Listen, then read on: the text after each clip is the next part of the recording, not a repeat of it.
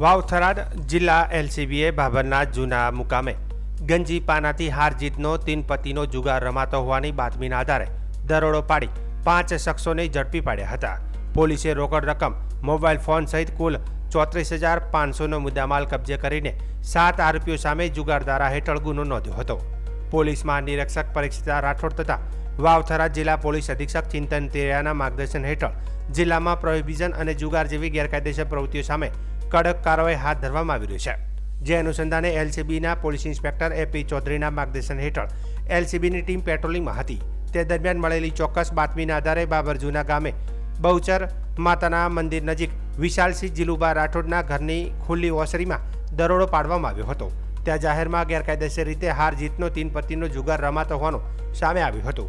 પોલીસે સ્થળ પરથી 5 આરોપીઓને ઝડપી પડ્યા હતા, જ્યારે 2 આરોપીઓ ફરાર થઈ ગયા હતા. ઝડપાયેલા આરોપીઓ પાસેથી અંગ ઝડતી દરમિયાન રૂપિયા 21,900 રોકડા, જુગારના પટ પરથી 2600 રોકડા, 2 મોબાઈલ ફોન કિંમત રૂપિયા 10,000, 8 જોડી ધાણી પાસા અને 18 ટોકન મળી કુલ 34,500નો મુદ્દામાલ કબજે કરવામાં આવ્યો હતો.